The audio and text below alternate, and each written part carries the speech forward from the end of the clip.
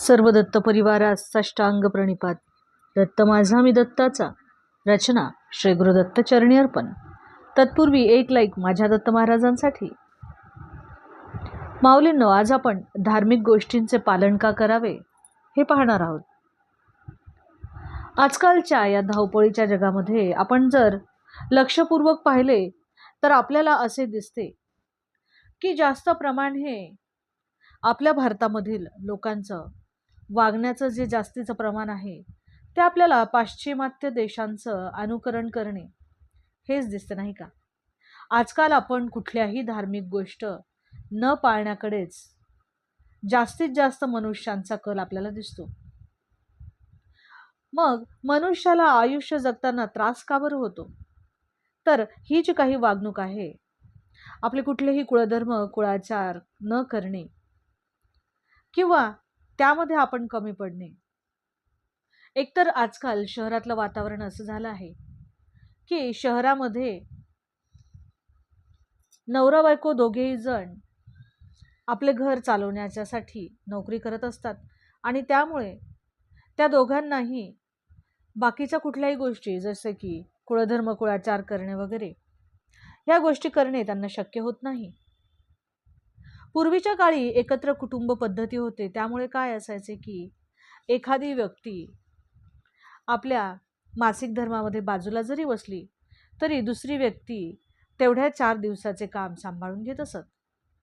परंतु आता आपण बघतो की जास्त कुटुंब हे विभक्त पद्धतीचे असल्यामुळे त्यांना स्वतंत्र राहण्याची सवय असते आणि त्यामुळे इच्छा असो किंवा नसो त्यांना दररोज घरामध्ये काम हे करावंच लागते. तर आपण आपले आयुष्य जगताना जेवढे पावित्र्य आपल्याला पाळता येईल तेवढे आपण पाळायला पाहिजे आणि हे पावित्र्य सांभाळूनच आपण आपले देवधर्म करायला पाहिजे. आणि अशा पद्धतीने जर आपण ते केले तर मनुष्याची प्रगती नक्कीच जलद रीतीने होईल. ह्या सगळ्या गोष्टींवरती मात्र आजकालच्या पिढीचा अजिबात विश्वास नाहीये. त्यांना वाटतं की आम्ही ज्या पद्धतीने देवाची भक्ती करू त्या पद्धतीने परमेश्वराने ते मान्य करायला पाहिजे. परंतु असे कसे बरे शक्य होईल? कारण यथा देहे तथा देवे असे वचन आपण आजकाल विसरत आहोत असे दिसते. तर सर्वात सोपी देवाची सेवा म्हणजे काय असेल तर उठता बसता कामधंदा करता आपण परमेश्वराचे दत्त महाराजांचे आपल्याला जे आपले आवडते आराध्य आहे त्या आवडते आराध्य देवताचे आपण सतत आणि सतत नामस्मरण केले पाहिजे. आता आजकालची पिढी म्हणेल की सतत नामस्मरण केल्याने काय बरे होते? तर जेव्हा आपण सारखे नामस्मरण करायला लागतो ना त्यावेळेला जर आपण एक गोष्ट निरीक्षण केली तर आपण जेव्हा पहाटे झोपेतून उठतो त्यावेळेला आपोआपच आपल्या तोंडामध्ये भगवंताचे नामस्मरण यायला लागते, नाही का? आणि अशा प्रकारे सतत आपण जर नामस्मरण केले तर आपल्या शरीराच्या भोवती एक संरक्षक कवच निर्माण होत असते. एवढेच नाही तर आपण सतत नामस्मरण केल्यामुळे आपल्या मनाला एक प्रकारची शांतता लाभते.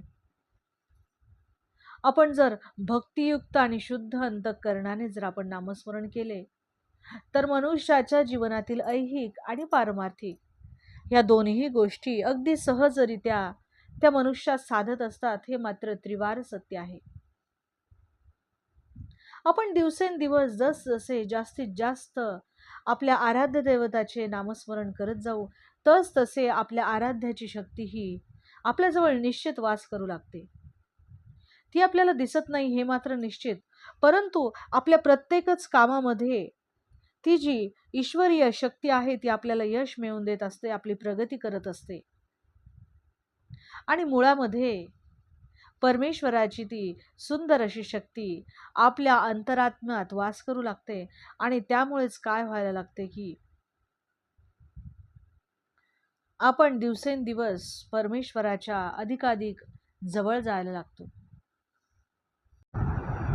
आणि माणसाने आपल्या वयाच्या 50 पर्यंत जेवढी जास्त आपल्याला आध्यात्मिक प्रगती करून घेता येईल तेवढी जास्तीत जास्त आध्यात्मिक प्रगती मनुष्याने केली पाहिजे. आणि 50 नंतर मात्र हळूहळू या प्रपंचातून मनुष्याने आपले लक्ष काढलेच पाहिजे आणि ते होता होईल तेवढे परमार्थाकडे लावले पाहिजे. आजकाल होते काय की आधुनिक विचार सर्वांचे जास्त झाले आहेत आणि त्यामुळे घरातील कुलाचार कुळधर्म त्यांना पाळावासा वाटत नाही आणि ह्या गोष्टीचे वाईटच परिणाम त्यांच्या आयुष्यावर होत असतात. परंतु प्रथम दर्शनी त्यांना ह्या गोष्टी लक्षातच येत नसतात की जर त्यांच्या आयुष्यामध्ये कुठल्या अडचणी येत असतील, अडथळे येत असतील, तर ते कशामुळे येत आहेत हे त्यांना लक्षात येत नाही. आता ज्या लोकांना कुठल्याच गोष्टी करणे शक्यच होत नाही, त्या लोकांनी किमान त्या परमेश्वराचे दर्शन तरी मंदिरामध्ये जाऊन नियमित घ्यावे किंवा कुठे त्यांना असे काही पवित्र ठिकाणे, पवित्र मंदिरे ज्या ज्या ठिकाणी त्यांना दिसतील त्या त्या ठिकाणी जर शक्य असेल तर अवश्य तेथे जाऊन त्या मंदिराचे दर्शन घ्यावे. जेव्हा जेव्हा आपण एखाद्या पुण्यवान पुरुषाचे दर्शन घेत असू त्या त्या वेळेला त्याची फलश्रुती ही आपल्या आयुष्यावरती नक्कीच फार मोठे काम करत असते. ज्या ज्या वेळेला आपण एखाद्या श्रेष्ठ पुरुषाला नमस्कार करत असू त्या त्या वेळेला त्या नमस्काराचे चांगलेच संस्कार आपल्यावरती होत असतात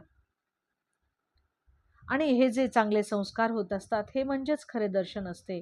आणि आपण जर सतत अशा श्रेष्ठ पुरुषांचे जर दर्शन घेत असू तर त्याचा प्रभाव देखील आपल्या आयुष्यावरती नक्कीच चांगल्या रीतीने पडतो आणि आपल्यावरती जी सतत वाईट संकटे येत असतात ती संकटे हळूहळू नष्ट व्हायला लागतात. जेवढे चांगले संस्कार हे एखाद्या श्रेष्ठ पुरुषाच्या दर्शनाने होत असतात तेवढेच अधिक पुण्य आपण जर गंगा स्नान केले तर त्यामुळे देखील आपल्याला मिळत असते. त्यामुळे आपण आपल्याला जेव्हा जमेल तेव्हा आपण गंगेचे स्नान अवश्य केले पाहिजे. आता आपण म्हणाल की आपण श्रेष्ठ पुरुषांचे दर्शन का बरं घ्यावेत, तर आपण श्रेष्ठ पुरुषांचे दर्शन घेतल्याने आपल्याला पुढील फायदे होतात. एक तर आपली दैन्यावस्था निघून जाते.